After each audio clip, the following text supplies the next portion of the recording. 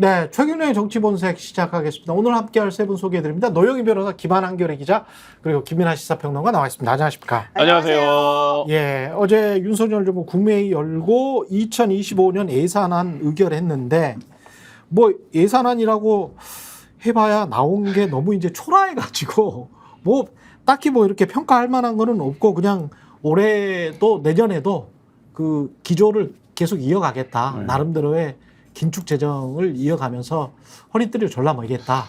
너희들도 허리띠 졸라 매라. 뭐 이런 이야기인 것 같습니다. 그 전제가 전 정부 때 400조 채무를 갑자기 늘려서 400조 채무를 늘려서. 네, 늘려서 우리가 일을 할 수가 없다는 게 첫 번째 전제였잖아요. 그러면서 우리 너무 힘들어서 일을 할 수 없으니 이렇게 조금 그냥 후지게 하겠다.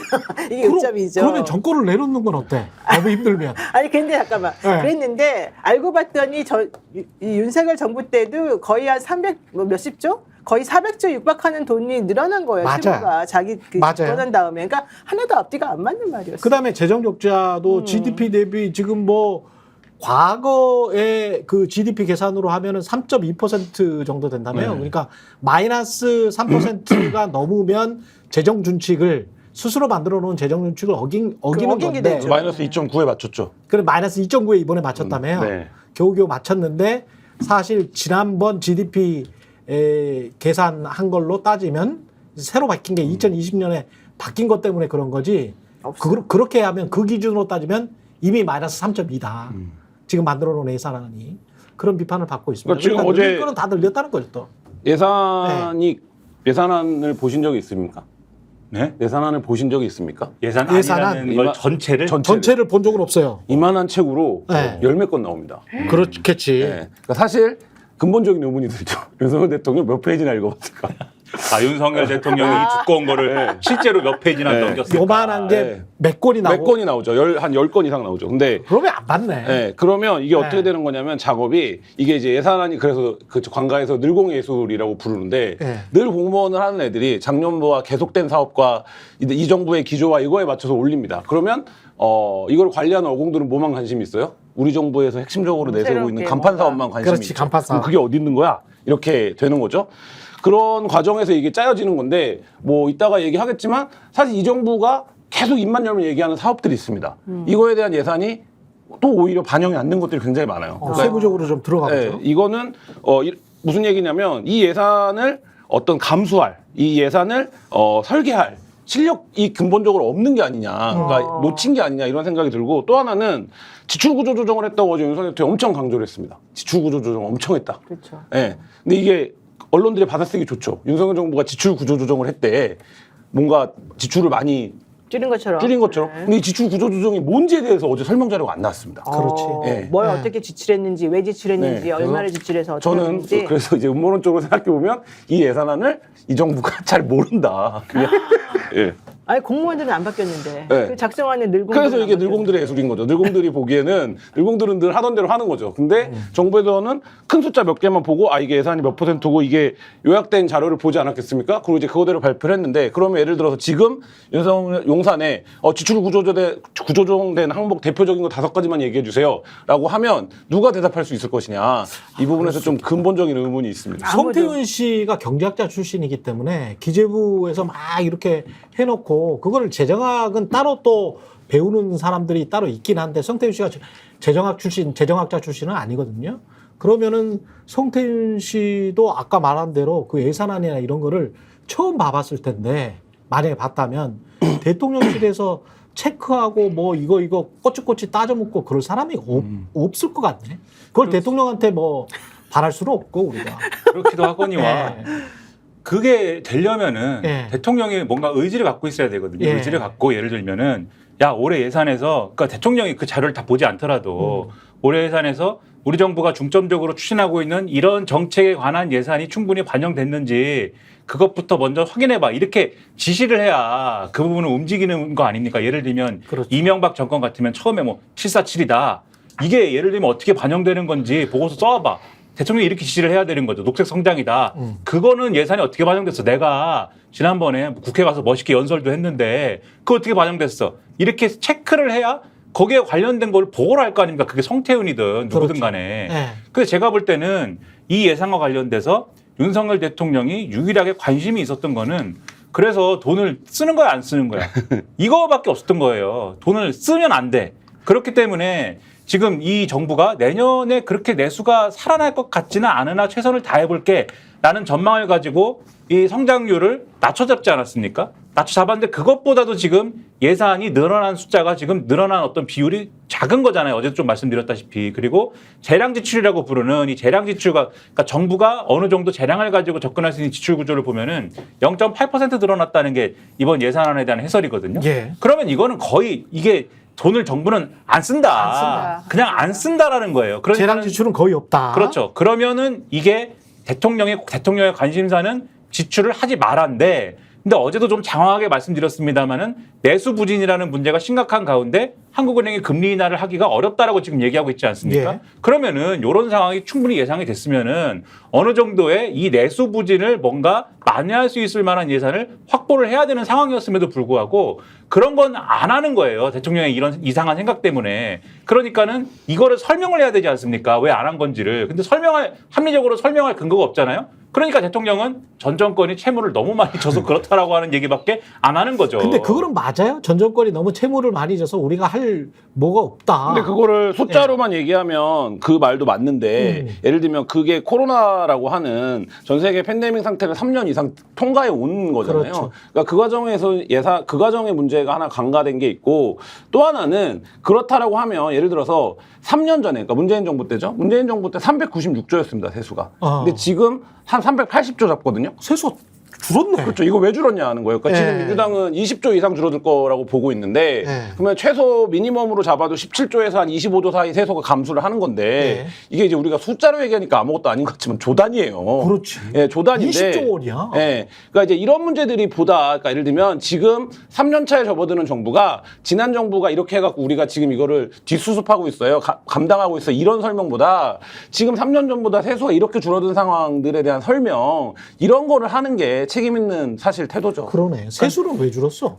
전문가들이 세금 깎아주고 그러니까 세금 다 깎아주고 줄어들었죠. 정부세 뭐 이런 거 다 깎아줘서 그런 거 근데 아니야? 생각보다 20조밖에 안 줄었어요. 그때 50조 막 그 세수가 아니 경제 성장이 계속하기 때문에 숫자로 그나마라도 따지면 미약하게 그나마. 2%씩 하니까 부가세는 계속 거치니까. 그러니까 전문가들이 계속 지적을 하는 게 이 정권의 재정 건전성에 집착을 하는데 소위 말하는 재정 건전성에 집착을 하는 것까지는 좋은데 네.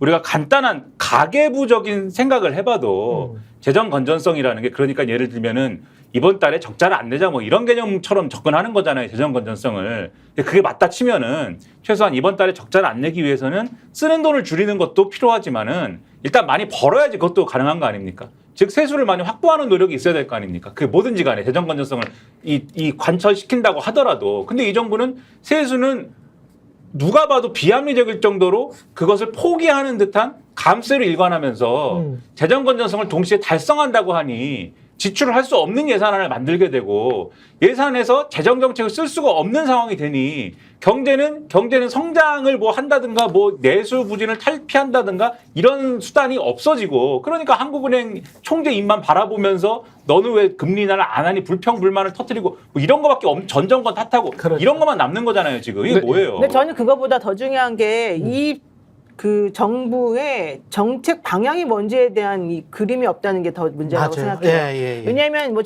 지난번보다 뭐 세수가 줄어들었네. 그래서 뭐 얼마를 뭐 못 받았네. 뭐 지난 정부에서 채무가 많았네. 이게 중요한 게 아니라 지금 사실은 자영업자들이 다 폐업하고 대한민국 국내 경제가 매우 안 좋잖아요. 예. 그럼 이런 상황에서 대통령이나 이 정부에 있는 이 사람들이 대한민국의 경제 성장을 위해서 우리가 앞으로 어떤 식으로 해주겠습니다라는 플랜을 만들어가지고 그거에 맞는 예산을 만들어서 우리들에게 알려줘야 되는 거잖아요. 그리고 그렇게 끌고 나가야 되는 거잖아요. 근데 이번에 나온 예산안을 보게 되면은 그런 거에 대한 아젠다 같은 건 하나도 없고 그런 거에 대한 방향성이 하나도 없어요. 그리고 오로지 그냥 자기네들이 그냥 입으로 떠들었던 그런 것들을 좀 뭔가 하려나? 근데 그 사실 그 내용도 사실은 또 안 들어가 있더라고요. 우리는 어디로 가고 있는가? 그게 없어요. 우리나라가 지금 현재. 그러면 예를 들면 경기가 지금 너무 안 좋고 우리가 할 때 코로나 때 왜 돈을 늘렸습니까? 풀어야 된다는 이유는 예. 결과론적으로 사람들이 이 돈을 돌려야지 이게 경제가 살아나니까 그렇게 할 수밖에 없었던 구조가 그렇죠. 있잖아요. 전 세계적으로. 우리나라도 거기에 발맞춰가지고 조금 했던 부분이 있었는데 오히려 이 정부는 지금 그때보다 더 상황이 안 좋다고 다들 하기 때문에 더 내수 진정을 위해서도 또 돈을 좀 풀어줘야 되는 부분이 있는데 기조가 뭔지를 모르겠다. 그런 부분은 하나도 없고 기조가 없다니까요.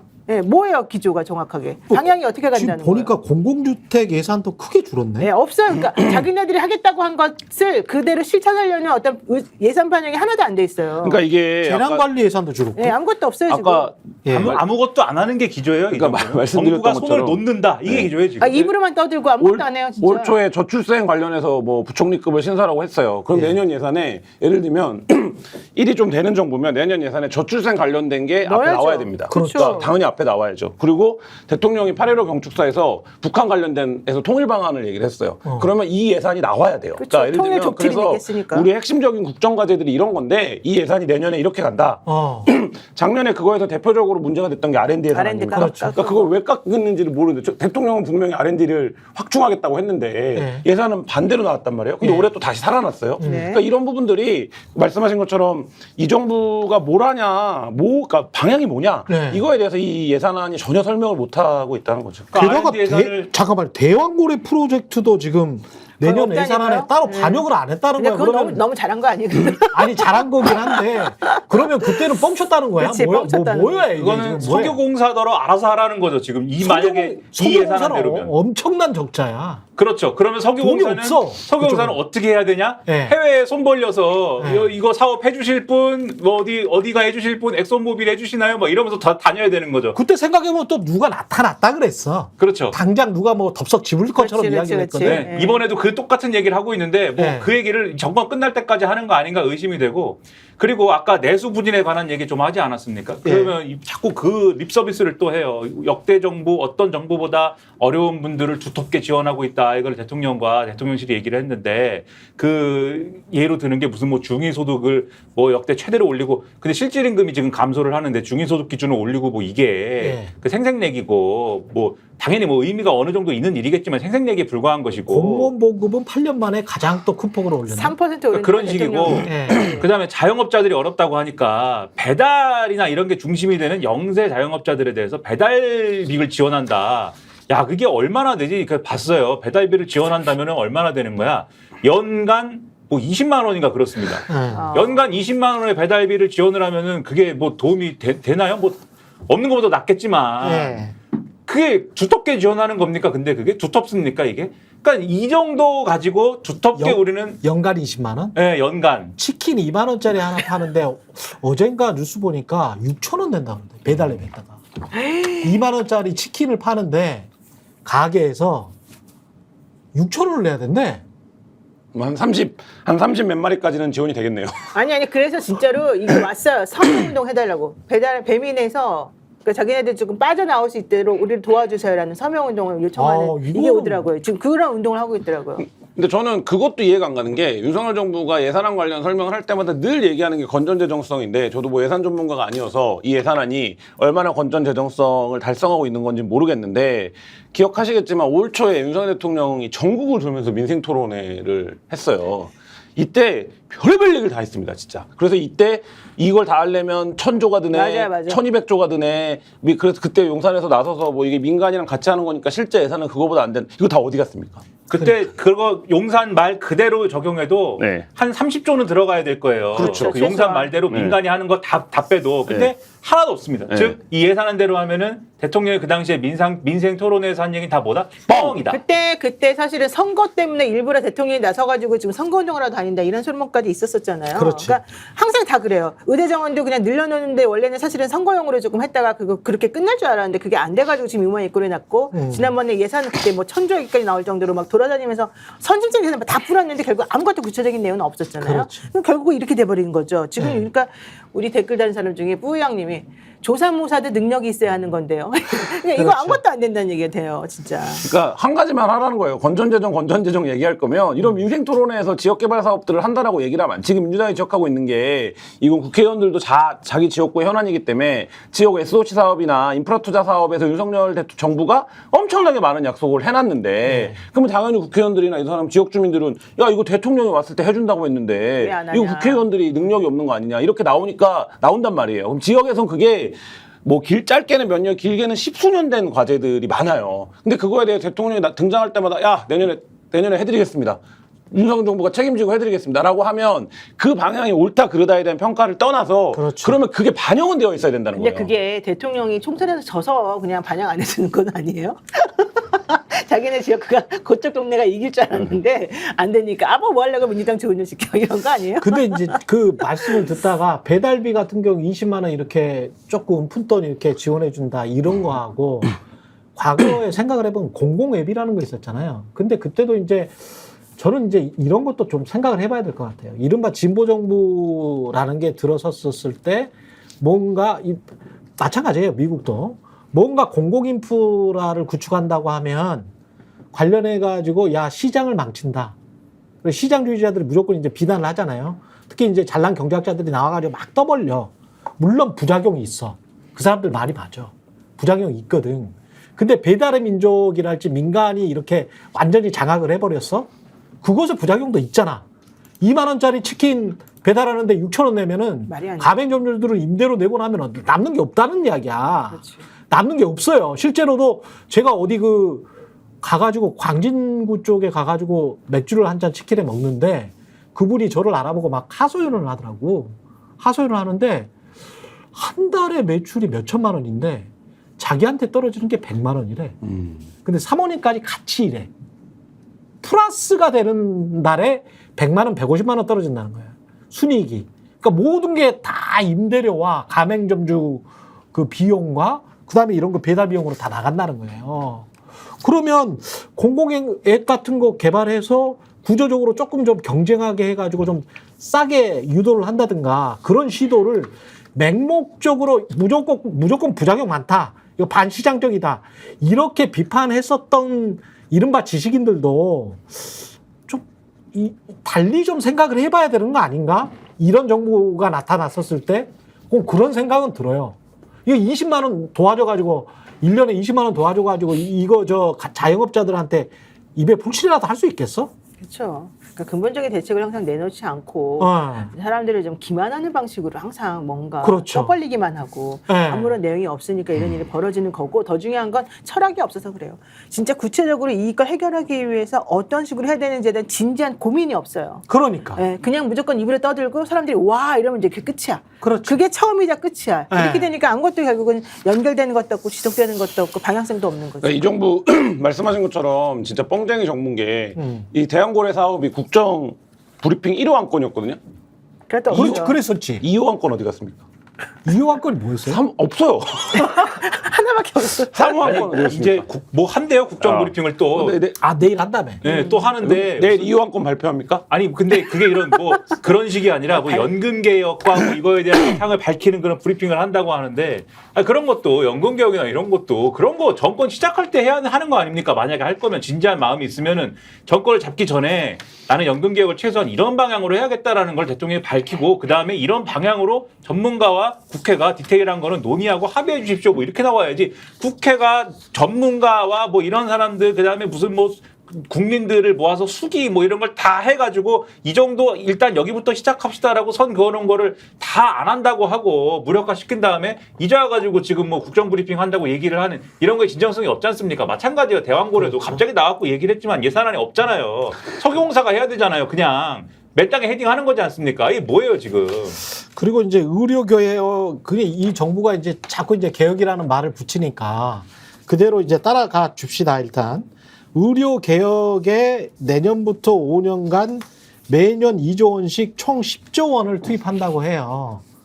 그러면 이 정부 임기는 한 2년 반밖에 안 남았는데 하여간 5년간 그렇게 계획을 한다는 거야. 아니 양성된 인력을 다 떠나가게 해놓고 뭐 이제 가서 양성된 인력이라도 돌아오게 해야 병원이 돌아가는데 지금 빅5 병원에 버금가는 대형 병원들이 부도난다는 얘기가 나오고 있는데 수술을 못 해갖고 여기서 무슨 인력 양성을 해갖고 이것도 이 숫자를 그러니까 이게 이 정부의 특징이 뭐냐면 먼 미래 이야기를 몇 년, 5년이나 10년 단위로 이야기를 하고 숫자는 막 늘려. 예? 5년 동안 10조 원, 뭐 이런 식으로. 그런데 가만히 이렇게 보니까 내년 의대 교육 지원 예산이 이렇게 5년간 뭐 10조 이게 아니고 내년 의대 교육 지원 예산이 그러면 얼마야? 4,877억 원이네. 4,877억 원. 그러면 의대 강의동 하나 지을까 말까야. 근데 의대 전체 교육 지원 예산이 4,877억 원이야. 이래가지고 무슨 의료 개혁을 해. 의료 개혁이 본인들의 목표고 필수 그 의료 인력 양성이 본인들의 목표다. 그러면 한 해에 10조, 20조를 투입해야지. 그래서 흉부외과 의사가 레지던트 1년차부터 4년차까지 한국에 지금 12명밖에 없다고 하지 않습니까? 그럼 그거 100명으로 늘리겠다. 뭐 이런 식의 어떤 거대한 플랜을 액션 플랜을 만들어야지. 구체적인 실천 계획을. 건전 재정이 아닙니다. 근데 그거. 지금 얘기 듣고 보니까 너무 끔찍하다. 우리나라 12명밖에 없어요. 12명밖에 없어. 우리 레지던트 1년차부터 4년차까지가 12명이 한 학년에 웬일이야. 3명씩. 전국에. 전국에. 야, 있을 수 있는 일이에요, 지금 이게 현재. 우리 어떻게 흉부외과가 얼마나 중요한데. 저는 그 친구가 전문이라서 나 우리 엄마가 수술 받았어. 괜찮아. 아, 친구가 흉부외과 전문이에요. 이게 각자 도생의 나라가 된 거야. 각자 도생이네. 사회적 네트워크로 인한 특권을 입으시면 안 됩니다. 그러니까 특혜를 왜 받으시면 그렇게 안 됩니다. 됐어요, 사람이? 아, 근데 그 친구는 이제 수술 안 해. 아, 또 근데 전문의들은 또 수술을 안 하잖아. 안 하지. 의대 다른 거 정원도 하죠. 의대 정원 즉 네. 인력 양성도 사실 그냥 장사미사들이 다 할 수 있는 수준의 얘기를 하고 있는데 이 부분에 대한 사회적 정책 논의가 수십 년 된 논의예요. 지금 네. 현장에 나가서 반나절만 기자들이 취재를 해도 어떤 의료 개혁을 먼저 해야 되고 그쵸. 인력 충원이 뭐가 먼저 돼야 되는지가 나와요. 그러니까 그렇죠. 작년에 응급실 뺑뺑이 문제가 나왔고 얼마 전에 김종인 뭐 전 비대위원장도 나와서 이마가 찢어졌는데 22군데 병원에서 안 받아주다 이런 얘기가 하고 있잖아요. 근데 지금 의료 체계를 그렇게 만들어 놨다고요. 의료 이 인력 숫자에 집착하면서. 근데 다시 지금 숫자로 뭐 과목수를 늘리고 지급하는 돈을 늘리고 근데 이게 지금 해법이 될 수 없다는 거고 예. 이렇게 되기까지의 과정들에서 뭐 지방의료라든지 공공의료라든지 여러 가지 면에서 이 정부와 여당이 반하는 정책들을 계속 밟아왔어요. 그렇죠. 그 역사가 있기 때문에 근데 이제 그런 과정들을 다 이제 무시하고 지금 갑자기 의대에 무슨 5년간 얼마를 넣겠다 에이. 이걸로 해서는 이 문제가 해결되지도 않고 여기는 이 정부의 문제는 우물가에 가서 숭늉을 찾아요, 항상. 그렇죠. 이게 차근차근히 진행돼가지고 어떤 노력이나 이런 것들의 결산이 이제 집결돼가지고 막 결과물이 나오는 그런 것들이 있잖아요. 근데 그런 것들에 대해서는 그게 되게 말 중요한 안 해. 일이거든. 근데 그걸 해야 되는데 그거에 대해서는 하면은 자기네 손해잖아. 말하자면 아무런 결실도 없는 것처럼 하고 돈만 들어가니까 그런 것들은 마치 아닌 것처럼 얘기하고요. 이 실질적으로 예를 들면 의대중앙 같은 경우도 그냥 2,000명 늘린다고 해서 해결되는 문제가 하나도 아니고 그 그렇죠. 교육과 관련된 부분이니까 최소 10년 이상은 걸리는 거잖아요. 그렇겠죠. 그 부분에 대해서는 싹 무시해버리고 네. 사람들한테 장미표 한 상만 주는 거야. 내일 당장 2,000명씩 의사가 터져 나올 것 같아. 그렇게 지금 해버렸잖아요. 그러니까 아무것도 안 되는 거예요. 그러니까 먼 미래에 책임지지 않을 약속만 하지. 아무것도 그렇죠. 안 해. 네. 아무것도. 그러니까 국민들한테 필요한 거는 지금 당장 어떻게 할 거냐 이거 아닙니까? 그렇죠. 그러니까 2,000명을 늘리든지 뭐 그거는 네. 그러니까 그 뭐 할 수 있으면 하시고 그러면은 2,000명을 증원시켜 가지고 미래에 지금 쭉 말씀하신 대로 미래에 이제 의사 문제가 해결이 되고 뭐 그렇게 필요하면 하시고 그렇죠. 능력 있으면 그렇게 하시고 문제는 그렇게 하시려고 그래갖고 지금 응급실이 문을 닫게 생겼잖아요. 그렇죠. 이 얘기를 하니까 정부가 뭐라 그러냐면은 응급실 괜찮대요. 아주 일부만 안 돌아간대요. 지금 속보 나온 게 그 추석 전후 응급실 전문의의 진찰료를 올려주겠다는 거예요. 아니 근데 힘들어서 못 한다는데 진찰료 올려주면 뭐하고 사람이 없는데 지금 진찰료 올리면 의사들이 뭐합니까? 돈 없어서 진찰을 지금 안 하는 게 그리고 아니잖아요. 그게 현장 의사들 얘기 들어보면 굉장히 모욕적인 접근이에요. 네. 예를 들면 그렇죠. 돈 얼마 더 받겠다고 지금 응급실에서 버티고 있는 게 아니에요. 그렇지. 예를 들면 이게 국가 체계에서 굉장히 필수적이고 국민들이 인간다운 삶을 유지하는 데 있어서의 최저선이기 때문에 내가 그 역할을 담당하고 있는 사람이기 때문에 여기 있는 거예요. 지금 힘들어도. 근데 여기다 대고 정부가 지금 계속 한다는 얘기가 뭡니까? 야, 응급이 아닌 사람도 응급실에 넣으면 어때? 할 수 있지 않을까? 그건 안 되겠는데요? 그러면 지금 말씀하신 것처럼 그 돈을 좀 올려줄까? 그러니까 이거가 지금 현장에서 계속 도돌이표야. 1년 넘게 버티고 있는 사람들한테 굉장히 모욕적인 그렇죠. 얘기를 하는 거죠. 네. 상황을 외면하는 건지 진짜 몰라서 그러는 건지 모르겠는 게 지금 뭐 계속 말씀드립니다만 지금 보수 언론까지 다 일면에 쓰고 난리가 났어요. 응급실 문 닫는다고. 그렇죠. 지금 아주대병원 엊그제 말씀드렸습니다만 다 이대목동까지 사실까지요. 얘기가 나오잖아요. 지금. 네. 이대목동병원 뭐 그만두니 많이 한다는 얘기가 나오잖아요. 지금 단니 많이 셧다운 하니 많이 지금 얘기가 나오잖아요. 그게 왜겠습니까? 다 못한다고 하니까 그러는 거 아니에요? 그렇죠. 근데 정부가 하는 얘기는 우리가 실제로 응급실이 돌아가는지 안 돌아가는지를 쭉 모니터링을 해봤더니 전체 뭐 한 응급실이 문 닫는다까지 가는 데는 전체 뭐 몇 퍼센트 안 돼. 뭐 이렇게 지금 얘기를 하는 거예요. 그러면 당장 현장에서 뭐라고 하냐면 아니 응급실이 24시간 편의점이냐. 24시간 응급실이 켜져 있다고 해서 그렇죠. 응급실의 모든 자원이 지금 다 돌아가고 있는 게 아니지 않느냐. 지금 응급실에서 할 수 있는 최소한만 돌아가고 있는 데가 그렇죠. 굉장히 많기 때문에 네. 환자들이 대기해야 되고 뺑뺑이 돌아야 되고 심지어는 요양병원에 이제 노인들 같은 경우에는 그냥 대책도 없이 앞에서 그냥 기다리고 뭐 이런 상황인데 이걸 어떻게 문제가 없다고 하느냐. 이렇게 지금 나오고 있는 거거든요. 원래 근무 환경 자체가 일주일에 며칠씩 야근하는 사람들이에요. 네, 그렇죠. ER 의사들이라는 게 이머전시 룸에 응급실의 의사들이라는 게 굉장히 의사들도 다 기피하는 직업입니다. 그렇죠, 그렇죠. 아무리 억만금을 그리고 억만금을 주지도 않고 응급실 의사는 억만금을 주지 않습니다. 성형외과 의사나 뭐 이런 사람들처럼 외과 의사들은 억만금 주지 않아요. 정말 그들의 노동에 비하면 그리고 자기의 동료 의사들 있지 않습니까? 성형외과랄지 피부과랄지 내과랄지 그나마 조금 좀 편안하게 집에 가서 저녁에 밥도 먹고 예? 주말에 뭐 골프도 치고 그런 동료들이랑 비교를 하면 이 사람들은 진짜 발 종종거리고 맨날 돌아다니는 사람들이야. 환자들이랑. 그런데 그 사람들을 그렇게 갈아 넣어서 만들었는데 그리고 레지던트들, 인턴들도 그렇게 갈아 넣는 공장이잖아. 그거를 15년을 해야 돼. 군대 군의관까지. 군의관까지 하면 35살에 나오는 거야. 근데 이제 야 너희들은 돈 많이 받잖아. 이런 식으로 이제 몰아붙였잖아요. 그러니까 다 떠나버리지. 모욕적인 방식이고 네. 지금 응급실이 어떠냐면 제가 아는 분이 당 수치가 이제 한 500에 육박하게 된 거예요. 그러면 당장 어떻게 될 수도 있습니다. 그러니까 현기증이 어지럽고 근데 응급실을 갔는데 응급실 의사가 이런다는 거예요. 의사소통이 되는 사람은 응급실에서 받지 않는다 이제.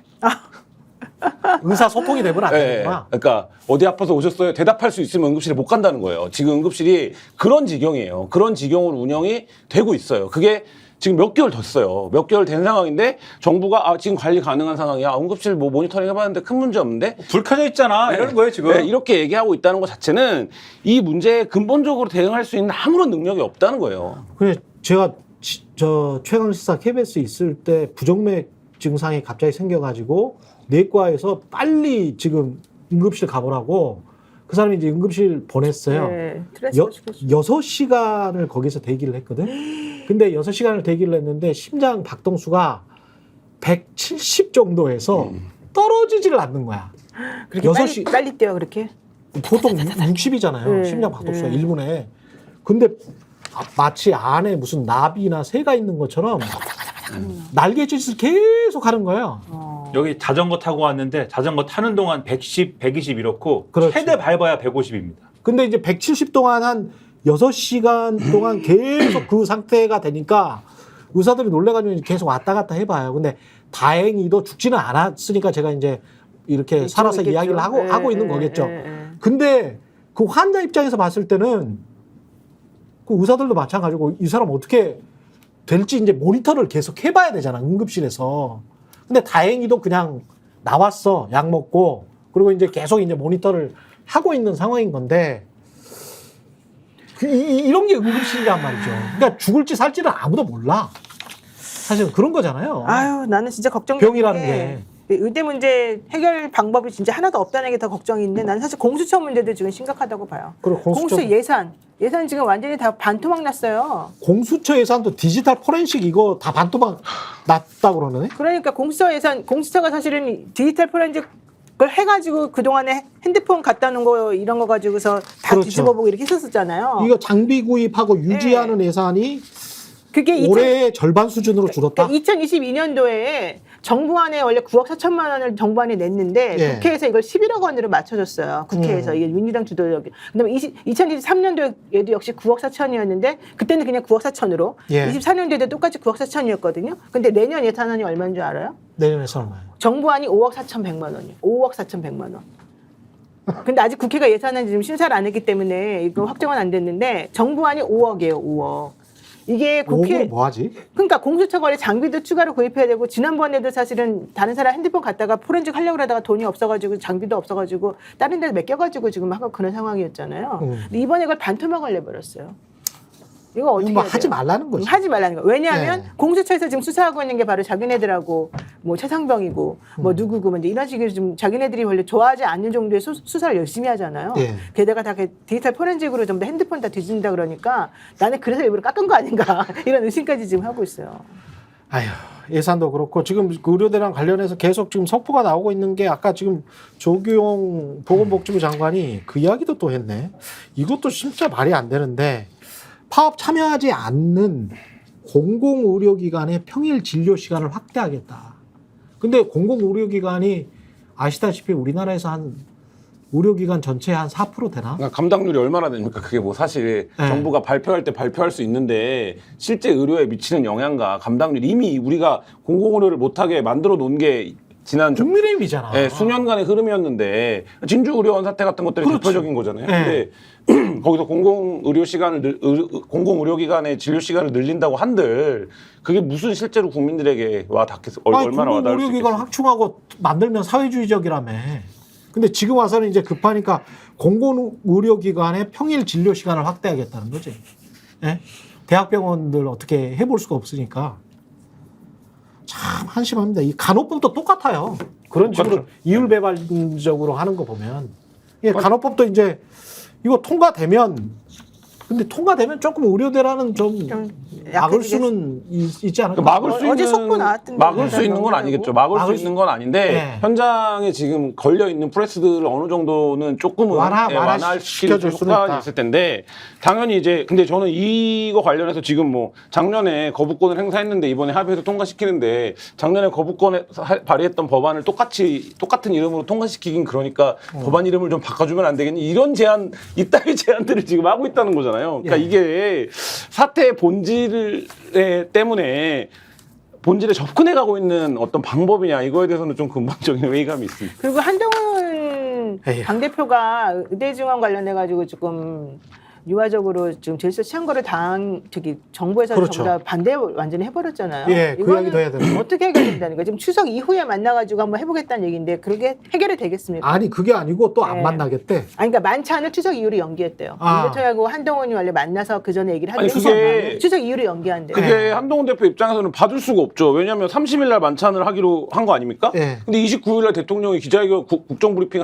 운영 국정 기자회견을 한다면서요. 그럼 8월 30일. 29일 날 근데 근데 추석 아직 이후면 이후로 9월이잖아. 연기됐어요. 네. 어쨌든. 대통령이 29일 날 다 말할 텐데 방법을 그럼 30일 날 한동훈 대표가 대통령 만나서 뭐를 얘기할 수 있습니까?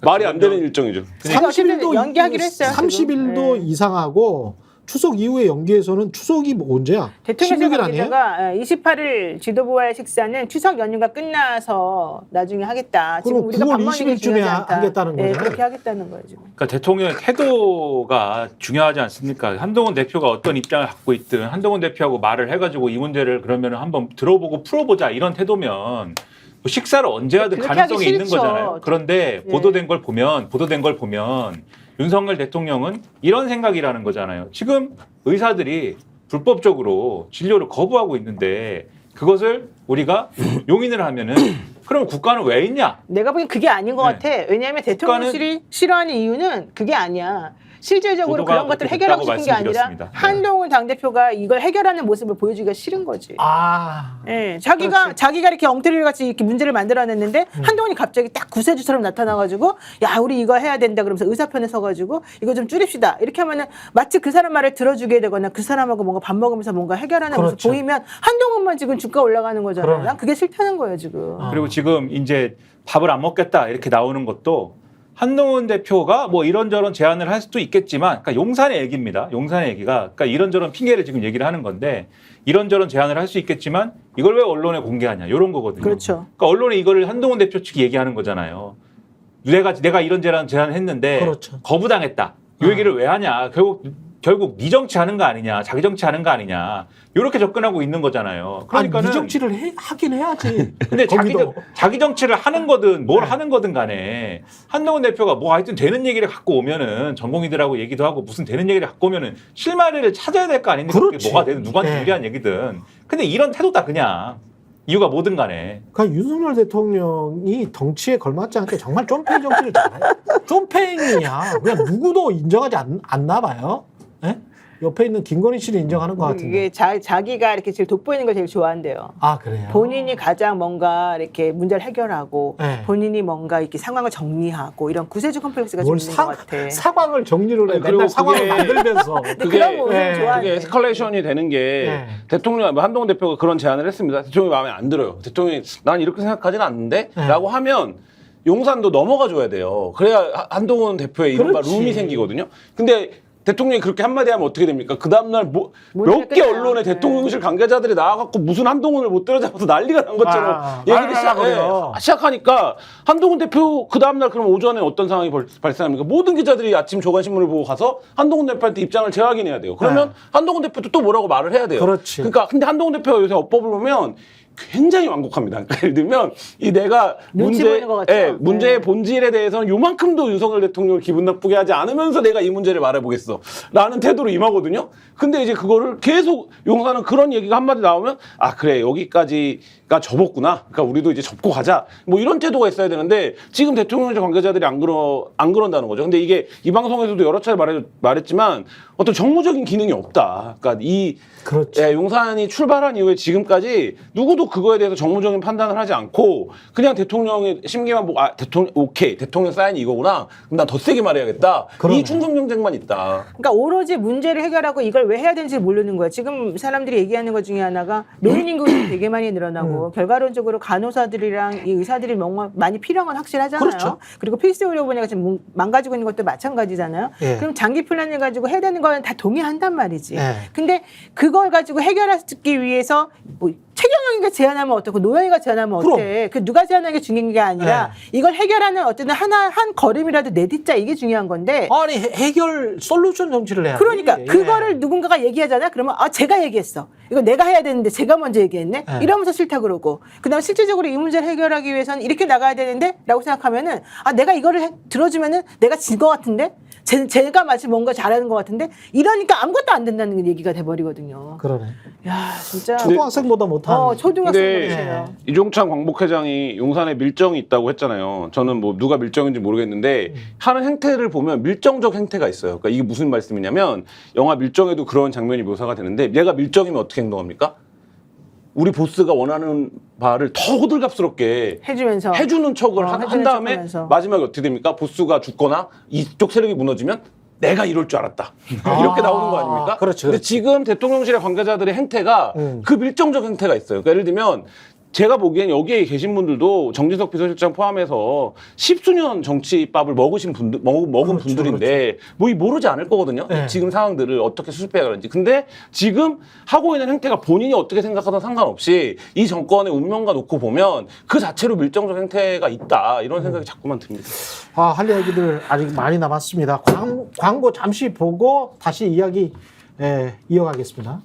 아니 왜 아직도 3년간 같은 통신사 인터넷 계속 쓰고 계세요? 인터넷 가입 시 48만 원 무슨 변경 시 추가 혜택이 주어집니다. 인터넷 비교를 통해 인터넷 가입하고 지인에게 홍보해주세요. 본인 추천을 통해 가입한다면 5만 원이 추가로 지급됩니다. 지금 문고에 인터넷 비교원 검색 후 3초 만에 감독님과 비교해보세요.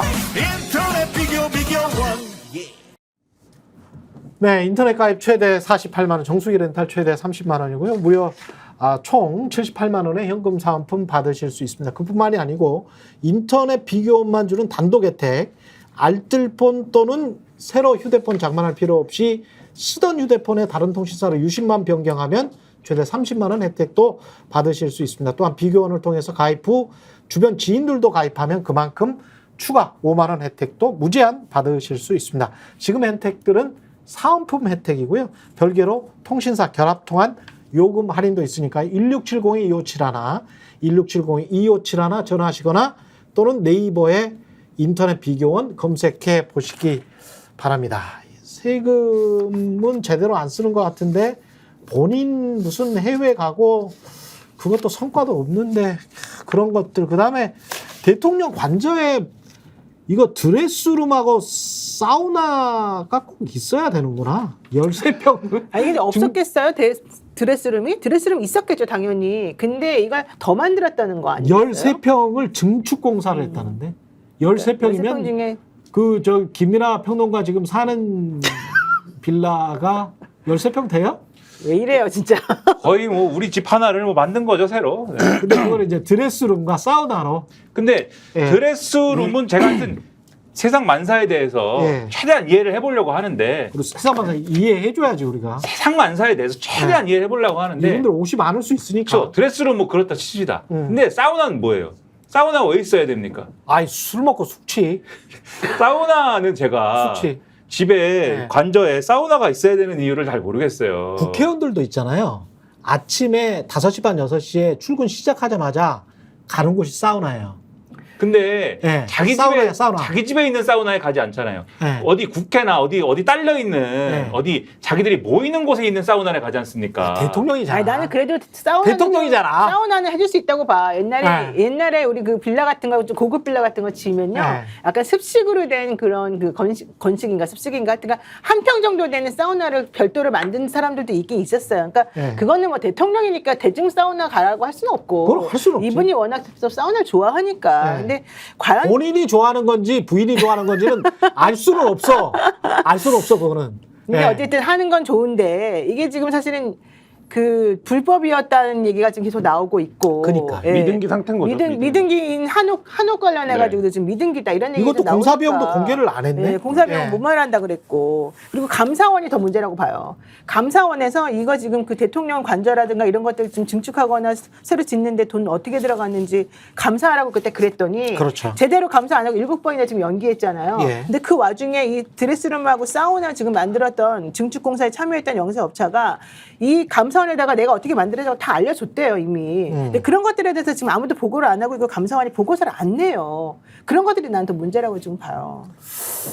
그리고 저는 내일 그 국정 브리핑에 진짜 폭탄이 이 정부가 스스로 자폭 이거 지금 의료 대란에 연금까지 만약에 건들잖아요.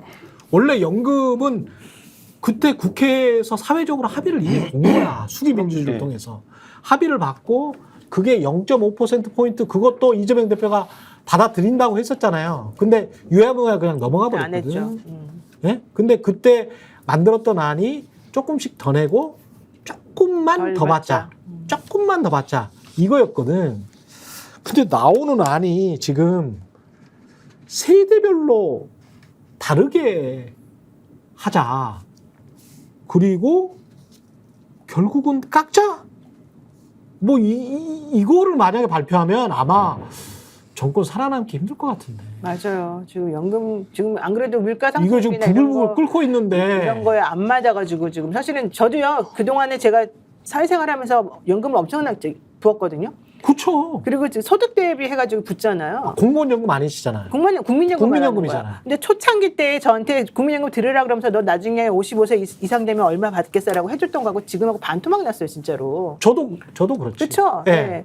저도 최대로 연금을 많이 낸 국민 중에 한 사람인데. 나 진짜 많이 냈거든요. 근데 예. 지금 이제 월 100만 원도 안 준다 이런 얘기가 지금 나오니까 나 왜 에이 내는지. 진짜? 나 100만 원도 안 준대 지금 왜 내는지를 모르겠어요. 내가 솔직히 말해서 수입이 그렇게 적지는 않았을 거 아니에요. 그러면 연금도 그 비례해가지고 어쨌든 냈을 아니 거 그거 아니에요. 한번 계산해 보셨어요? 보험료 아니죠 국민연금 공단 가가지고 이렇게. 연금 공단에서 문자가 와요. 통지가 와서 당신은 앞으로 얼마씩 받게 됩니다. 이게 나와요. 근데 해마다 줄어들어요 그 금액이. 아 미치겠네. 이거는 진짜 건드리면 안 되는 건데. 지금도 보장성이 그러니까 예. 소득 대체율이 그렇게 높다고 느끼지 않는데 누구도 네, 전혀 안 누구도. 돼. 무슨 40년을 내야 40%야. 네. 40년을 내야. 그런 상황인데 예. 지금 이제 세대별로 다르게 한다든가 그다음에 전반적으로 지금의 어떤 이 물가 상황이라든가 이런 것들을 연동해 가지고 이제 납부 비율을 다르게 한다든가 이런 것들을 강화한다는 취지인 거잖아요 여러모로. 근데 결국은 이게 한마디로 얘기해서 이제 보장성을 낮춘다는 거잖아요. 소득 그렇죠. 대체율을 결과적으로는 낮추는 어떠한 그러한 결과를 갖고 오는 그러한 어떤 효과를 보겠다라고 보는 거지 않습니까? 그렇게 하려면은 근데 지금까지 예를 들면은 그런 제도들을 다른 어떤 나라에서 채택하거나 뭐 그런 거를 갖고 와서 지금 얘기를 하는 걸 텐데 그러면 전반적으로 소득 대체율이 높은 상황에서 예를 들면은 이게 너무 높으니까 깎아야 됩니다. 이런 논리로 접근을 하면 그게 가능할지 몰라도 소득 대체율이 이미 낮았잖아요. 낮았는데 추가적으로 낮춘다라고 얘기하는 게 지금 먹히겠느냐, 납득이 되겠느냐 이 의문을 제기할 수밖에 없는 거고 네. 그렇게 얘기하면서 그러면은 그러한 방향으로 가겠다라는 거를 아까도 말씀드렸듯이 그게 대통령의 철학이라고 하면은 그러한 철학을 가지고 어떻게 구현할 건지 그러면 그 대체율을 낮추는 거에 비해서 그러면 보험료를 얼마를 납부해야 되는 건지 그러면 별개의 예를 들면 공적부조나 이런 부분들을 국민연금 말고 다른 거를 뭐 도입해야 되는 건지 이런 부분들을 다 같이 논의해야 될 거 아닙니까? 그러면 그런 걸 논의하려면 정권 초부터 완성된 청사전에 갖고 와서 줘야 될 거 아니에요. 그래야 논의를 하든지 했었을 거 아닙니까? 아무것도 안 하다가 국회가 다 얘기를 해놨는데 말씀하신 것처럼 국회가 밑작업을 다 해놨는데 그러니까. 그게 아니고 이제부터 나는 이거야라고 갖고 오면 그게 논의가 되겠습니까? 논의가 근데 절대 안 이게 되죠. 지금 만약에 이대로 가면 정말 사악하고 나쁜 인간이라고 저는 생각을 하는 게 윤석열 대통령 지지층인 고령층 있지 않습니까? 제가 하여간 노인 공경사상이 있어서 이런 말씀까지는 안 드리려고 했는데 제가 경제적으로 엄밀히 따져보잖아요. 그럼 건강보험이든 건강보험은 박정희 대통령 때 도입이 됐고요. 그다음에 국민연금은 전두환 대통령 때 도입이 됐습니다. 가장 많은 혜택을 본 거는요. 사실은 50년생, 60년생 이하들입니다. 왜냐하면 그분들은 내지 않고 받았거든요. 또는 덜 내고 받았습니다. 초기 가입자들. 예. 그렇죠. 예. 초기 가입자들 그렇습니다. 제가 아주 이 말씀은 잘 안 드리는데 사회적 갈등이 생길까봐 제가 명확하게 팩트를 말씀드릴게요. 그분들은 40년생, 50년생, 60년생, 60년대 초반생들 특히 들은 엄청난 혜택을 받았어요. 그리고 지금도 받고 있어요. 근데 그분들이 온통 다 정부 지지층이거든요. 근데 그분들의 연금에 관해서는 지금 아무 말도 안 하고 지금 현재 경제 활동 50대. 경제 활동 인구에 들어가 있는 사람들 있잖아요. 네, 40대, 50대. 예, 60대 초반 이하부터 지금 20대까지 해서 이 사람들의 세대를 갈라치기 하겠다는 거잖아요. 쥐어짜는 거죠, 우리를. 아니 이러면 지금까지 연금 저는 근 30년 동안 꼬박꼬박 내왔거든. 근데 다 근데 그랬죠. 또 깎는다? 근데 너무 흥분하 이거는 필요가 말이 안 없는 게 되지. 저는 이게 대한고래 프로젝트 같은 거라고 봅니다. 그러니까 뭐라 예를 들면 대한고래 프로젝트? 이슈 갈이 하는 거예요. 그러니까 이슈 지금, 갈이 하는 예. 말씀하신 뭐 김민하 평론가 다 얘기했지만 이미 이거를 추진할 계획이었으면 임기 초부터 사회적 합의와 수기 과정을 거쳐서 이게 또 국회의 동의가 있어야 되는 부분인데 그렇지. 국회가 논의했던 안이 있는데 여기 와서 지금 3년 차에 지지율이 30% 돼서 좀 올랐다라는 평가를 받는 정부가 이걸 무슨 동력으로 추진할 힘이 있습니까? 거기다가 지금 4+1로 개혁을 묶어서 설명한다는데 이 4에 들어가는 굉장히 중요한 개혁 중에 하나인 노동개혁의 후보로 노동부 장관 후보로 김문수를 임명해 놓고 이 4+1 개혁 추진을 어떻게 합니까? 그러니까 이거는 전형적으로 대통령이 카메라 앞에 한번 서서 이슈를 한번 갈겠다 이런 수준의 얕은 정치적인 대통령 말을 하나도 안 믿는군요. 이거 진짜 심하다. 대통령 말을 하나도 안 아니 근데 믿는다, 이거 추진하고 나도 남을 사람들이야. 이거 세대 갈라치기 하려고 하는 거야. 이거 지금 분명히.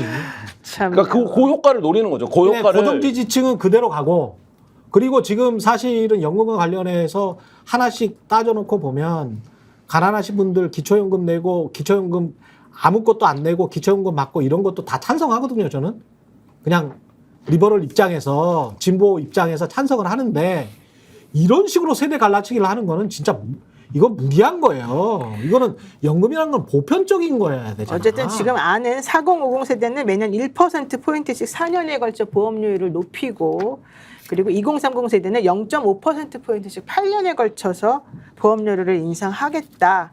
이 정도까지 얘기가 되고 있어요.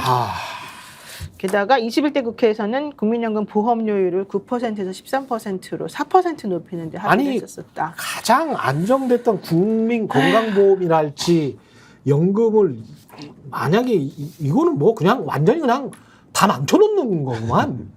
예? 그래도 사회적으로 합의돼서 근근히 이렇게 먹고 살아보자. 세대 간에. 예? 서로 간에 마이너스도 있고 서로 간에 플러스도 있지만 다 그거 잠재워놓고 말을 안 했던 거잖아. 그렇죠. 일부러. 이런 식으로 역사적으로 따져놓고 보면 아까 저 문재인 정부 탓했지만 모든 게 박정희 탓이고 모든 게 전두환 탓이에요. 그때 왜 그렇게 퍼졌냐고. 근데 그거를 학자들이나 이런 사람들이 다 토닥이면서 그때는요 국민 기대 수명이 뭐 50세 이럴 때예요. 50세 60세 이럴 때니까 그 계산을 그렇게 할 수밖에 없었어요. 이렇게 하면서 다 넘어간 거거든 이게. 다 넘어간 거야. 그리고 우리의 그 유교 사상이랄지 어르신들 공경하는 거랄지 이런 것들 때문에 다 넘어간 거라고. 이걸 다시 끄집어내? 그러면 정말 숫자 말고는 제가 하나하나씩 이야기해 볼까요? 박정희 때부터 전두환 때부터 남 탓하기 시작하면 이거는 진짜 아니지. 네, 너무 걱정 안 하셔도 됩니다. 추진되지 않습니다. 추진되지 않는다지. 추진할 힘이 없습니다. 추진할 힘이 없어. 네. 그냥 동네만 시끄럽고 예. 네. 노리는 효과가 우리끼리 싸우고 마는 거지. 노리는 효과가 최경영 앵커 같은 사람이 화내는 효과를 노리는 겁니다. 그런 건가? 그래서 다른 생각을 다른 이슈를 네. 덮는 거죠. 근데 엄청 화내네 이 분야 특히. 이런 식으로 자꾸 마타도를 하고 갈라치게 하는 게 저는 제일 싫어. 이런 식으로 따지면 전부 이승만 탓이고 박정희 탓이고 전두환 탓이야. 대한민국은.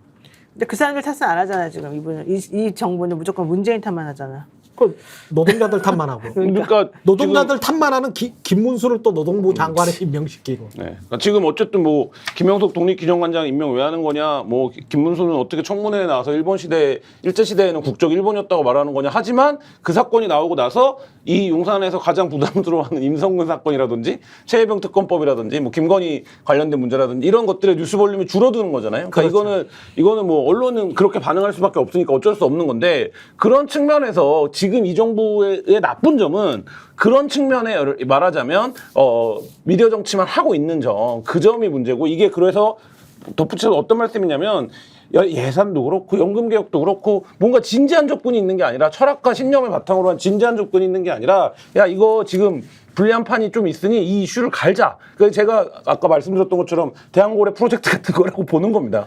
근데 김문수나 이런 사람들 임명하는 것도 아주 극악스러운 선택을 해서 본인들이 했던 극악스러운 짓거리 있잖아요. 뭐 디올포 수술을 할지 주가 조작 의혹이랄지 이런 것들을 다 덮자라는 건가?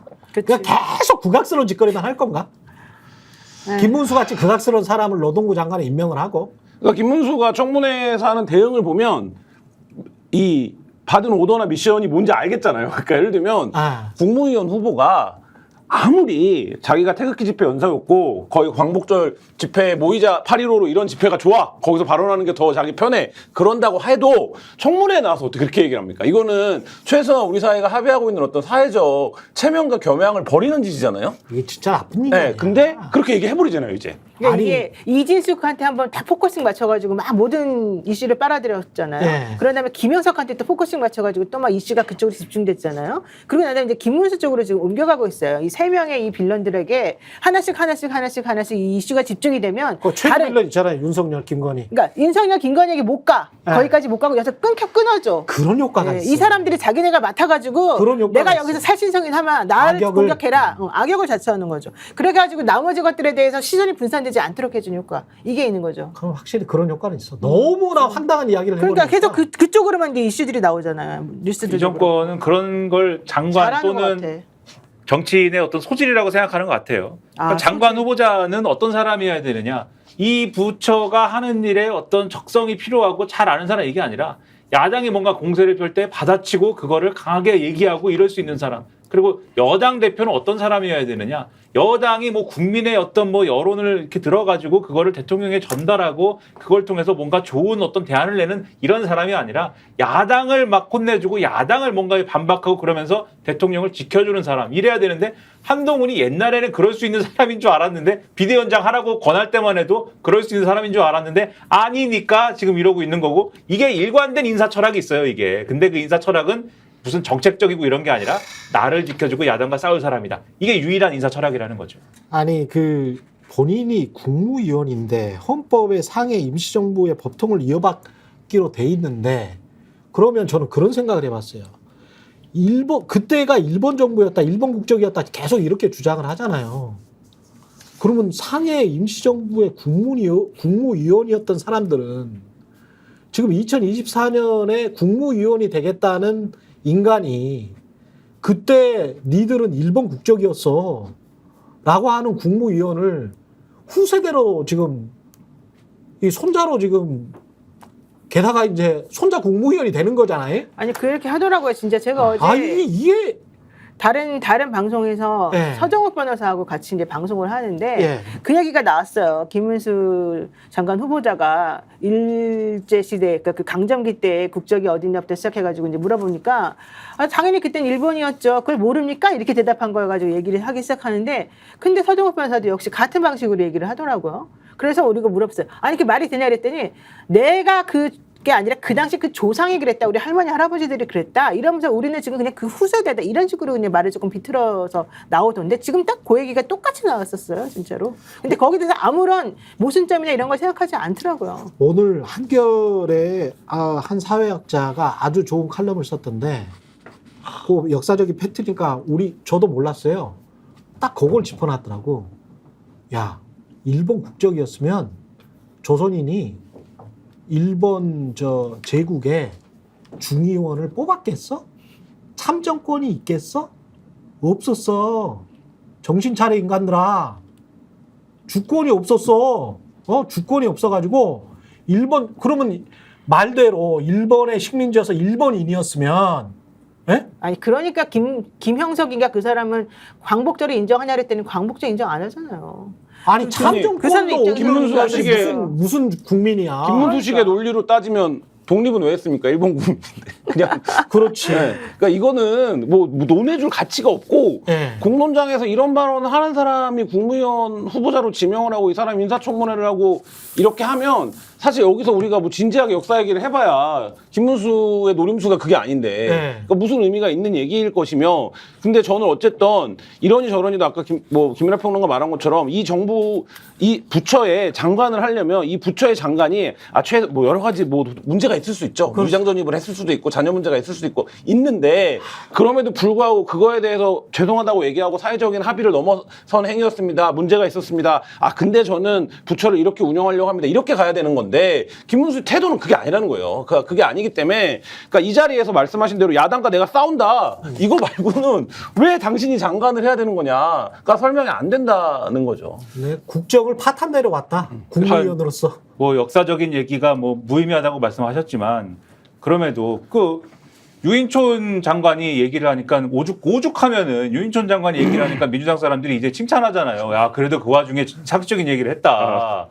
1919년의 어떤 의미라든가 이런 것들에 대해서 한일 그 당시에 일본의 어떤 강점에 대해서 그것은 부당하다라고 얘기를 했다든가 이런 거에 대해서 높은 점수를 주지 않습니까? 상식적인 얘기를 했는데 그 정도로 이상한 얘기를 하고 있는 건데 그러니까 일본 국적이었느냐의 문제에 대해서는 일본이 대외적으로 그 당시에 조선인을 일본인이라고 주장했던 게 사실입니다. 그런데 이건 대외적으로 주장한 것이고 그 당시에 일본 제국의 헌법을 한국인한테 적용하지도 않았고 그렇더라고. 국적법이라고 하는 법이 있어요. 일본 내에. 네. 국적법을 조선인한테 적용하지도 않았어요. 그렇더라고. 그래서 일본인이었으면 일본의 국적을 가졌으면은 자의로 그 국적을 포기할 수도 있어야 되지 않습니까? 그렇죠. 중국인이 될 수도 있어야 되잖아요. 그렇죠. 중국에 이민 가가지고 중국에서 만주에서 독립운동하는 사람들은 네. 그러면은 그 나라 사람이 될 수가 있어야 되잖아요. 그것이 허용되지 않았어요. 그러니까 아주 이중적으로 차별적으로 대우했던 겁니다. 그래서 만약에 이 질문에 대해서 그렇게 아카데믹하게 답을 하고 싶었으면은 김문수라든지 뭐 김영석이라든지 이런 사람들이 답을 하고 싶었으면은 사실 제가 생각할 때는 모범 답안은 이런 거예요. 그 당시에 일본이 조선인을 일본인이라고 주장한 건 맞는데 우리는 그것을 인정한 적이 없고 그렇지. 우리의 법통은 그 당시에 임시정부로부터 왔다고 그 당시에도 주장을 했기 때문에 그렇지. 지금도 우리는 일제강점은 불법이라고 주장하고 있습니다. 이렇게 얘기를 했으면은 아무 문제가 없는 거예요, 이거는. 근데 그런 생각이 없어, 지금. 근데 지금 이분들의 시점은 네. 1인칭 시점은 그 당시에 일본의 시점이지 않습니까? 그러니까는 그렇죠. 저 당시 조선인은 일본 국적인 게 당연하다. 이 얘기하고 끝나는 거잖아요. 이게 이 정권의 이상한 점을 보여주는 것이다. 좀 약간 여담입니다만 저희가 이제 이명박 정부 때도 기자였는데 이명박 정부 때 국무위원 중에 유인촌 국무위원이 예. 그때 제일 욕을 많이 먹고 제일 예, 한 욕도 사람이었거든요. 하고, 예. 평가가 착한 사람이었거든요. 지금 국무위원들 세워놓으면 유인천 장관이 상위권일 겁니다. 그러니까 제일 국무위원 같아. 제일 합리적인 사람이에요. 그 사람. 그러니까 그러면 그 사이에 한 15년, 20년 사이에 얼마나 이 보수 집단이라고 하는 세력이 퇴행한 것인가. 그렇죠. 이거를 단적으로 보여주는 게 아닌가. 예.